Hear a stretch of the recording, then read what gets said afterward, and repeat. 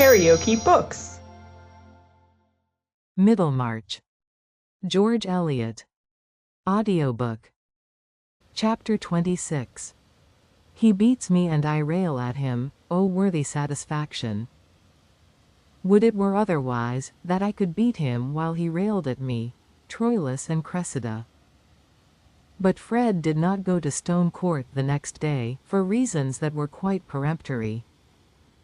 From those visits to unsanitary Houndsley streets in search of diamond, he had brought back not only a bad bargain in horseflesh, but the further misfortune of some ailment which for a day or two had deemed mere depression and headache, but which got so much worse when he returned from his visit to Stone Court that, going into the dining room, he threw himself on the sofa, and in answer to his mother's anxious question, said, "I feel very ill. I think you must send for Wrench." Wrench came, but did not apprehend anything serious, spoke of a slight derangement, and did not speak of coming again on the morrow. He had a due value for the Vincey's house, but the wariest men are apt to be dulled by routine, and on worried mornings will sometimes go through their business with the zest of the daily bell-ringer.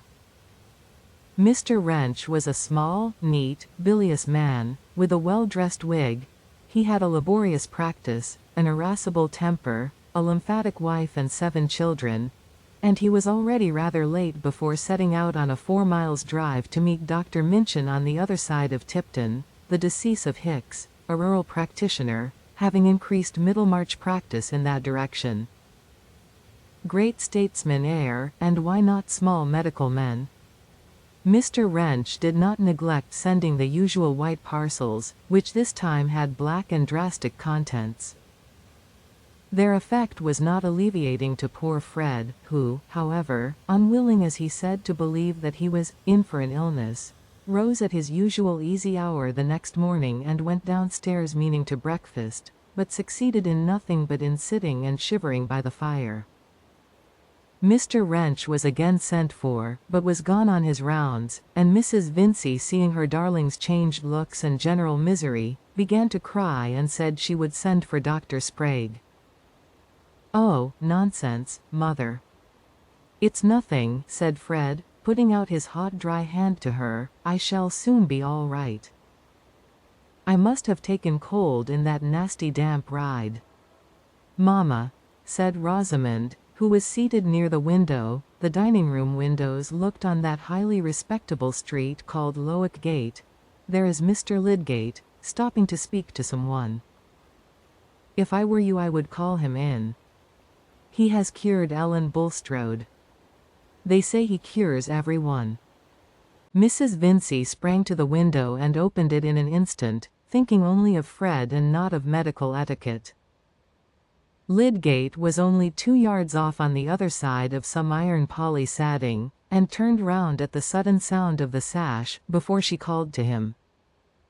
In 2 minutes he was in the room, and Rosamond went out, after waiting just long enough to show a pretty anxiety conflicting with her sense of what was becoming.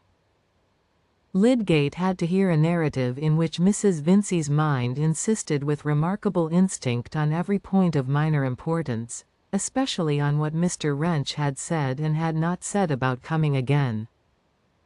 That there might be an awkward affair with Wrench, Lydgate saw at once, but the case was serious enough to make him dismiss that consideration. He was convinced that Fred was in the pink-skinned stage of typhoid fever, and that he had taken just the wrong medicines. He must go to bed immediately, must have a regular nurse, and various appliances and precautions must be used, about which Lydgate was particular. Poor Mrs. Vincey's terror at these indications of danger found vent in such words as came most easily. She thought it very ill usage on the part of Mr. Wrench, who had attended their house so many years in preference to Mr. Peacock, though Mr. Peacock was equally a friend. Why Mr. Wrench should neglect her children more than others, she could not for the life of her understand. He had not neglected Mrs. Larcher's when they had the measles, nor indeed would Mrs. Vincey have wished that he should. And if anything should happen. Here poor Mrs. Vincey's spirit quite broke down, and her Niobe throat and good-humored face were sadly convulsed. This was in the hall out of Fred's hearing, but Rosamond had opened the drawing-room door, and now came forward anxiously. Lydgate apologized for Mr. Wrench, said that the symptoms yesterday might have been disguising, and that this form of fever was very equivocal in its beginnings.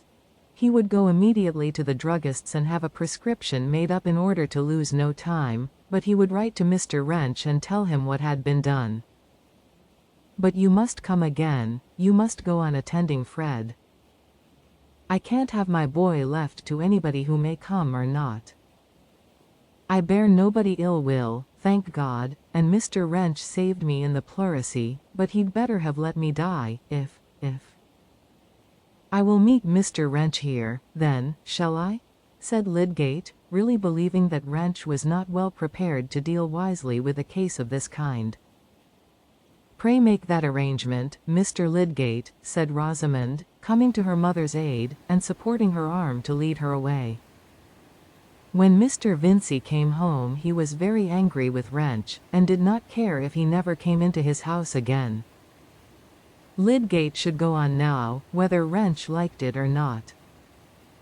It was no joke to have fever in the house. Everybody must be sent to now, not to come to dinner on Thursday. And Pritchard needn't get up any wine. Brandy was the best thing against infection.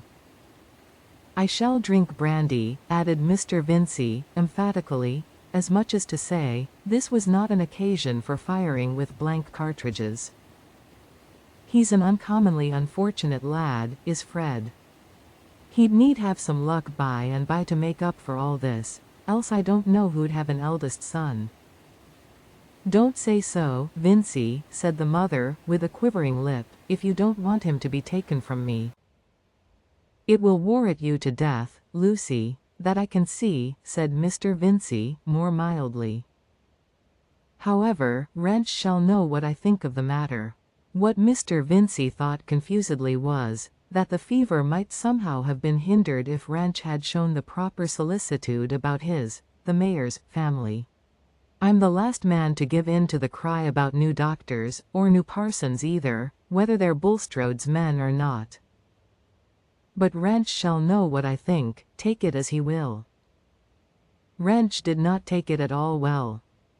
Lydgate was as polite as he could be in his offhand way, but politeness in a man who has placed you at a disadvantage is only an additional exasperation, especially if he happens to have been an object of dislike beforehand. Country practitioners used to be an irritable species, susceptible on the point of honor, and Mr. Wrench was one of the most irritable among them. He did not refuse to meet Lydgate in the evening, but his temper was somewhat tried on the occasion. He had to hear Mrs. Vincey say, "Oh, Mr. Wrench, what have I ever done that you should use me so? To go away, and never to come again. And my boy might have been stretched a corpse." Mr. Vincey, who had been keeping up a sharp fire on the enemy infection, and was a good deal heated in consequence, started up when he heard Wrench come in, and went into the hall to let him know what he thought. "I'll tell you what, Wrench, this is beyond a joke," said the mayor, who of late had had to rebuke offenders with an official air, and now broadened himself by putting his thumbs in his armholes. "To let fever get unawares into a house like this. There are some things that ought to be actionable, and are not so, that's my opinion." But irrational reproaches were easier to bear than the sense of being instructed, or rather the sense that a younger man, like Lydgate, inwardly considered him in need of instruction, for, in point of fact, Mr. Wrench afterwards said, Lydgate paraded flighty, foreign notions, which would not wear. He swallowed his ire for the moment, but he afterwards wrote to decline further attendance in the case. The house might be a good one, but Mr. Wrench was not going to truckle to anybody on a professional matter. He reflected, with much probability on his side, that Lydgate would by and by be caught tripping too, and that his ungentlemanly attempts to discredit the sale of drugs by his professional brethren would by and by recoil on himself. He threw out biting remarks on Lydgate's tricks, worthy only of a quack, to get himself a factitious reputation with credulous people. That cant about cures was never got up by sound practitioners. This was a point on which Lydgate smarted as much as Wrench could desire. To be puffed by ignorance was not only humiliating, but perilous, and not more enviable than the reputation of the weather prophet. He was impatient of the foolish expectations amidst which all work must be carried on, and likely enough to damage himself as much as Mr. Wrench could wish, by an unprofessional openness. However, Lydgate was installed as medical attendant on the Vinceys, and the event was a subject of general conversation in Middlemarch. Some said that the Vinceys had behaved scandalously, that Mr. Vincey had threatened Wrench, and that Mrs. Vincey had accused him of poisoning her son. Others were of opinion that Mr. Lydgate's passing by was providential, that he was wonderfully clever in fevers, and that Bulstrode was in the right to bring him forward. Many people believed that Lydgate's coming to the town at all was really due to Bulstrode, and Mrs. Taft, who was always counting stitches and gathered her information in misleading fragments caught between the rows of her knitting, had got it into her head that Mr. Lydgate was a natural son of Bulstrode's, a fact which seemed to justify her suspicions of evangelical laymen.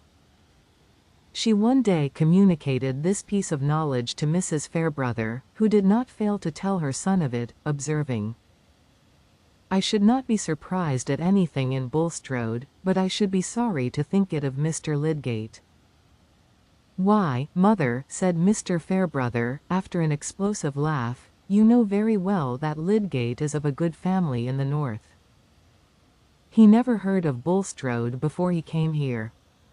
"That is satisfactory so far as Mr. Lydgate is concerned, Camden," said the old lady, with an air of precision. "But as to Bulstrode, the report may be true of some other son." If you liked what you heard, please subscribe to the channel.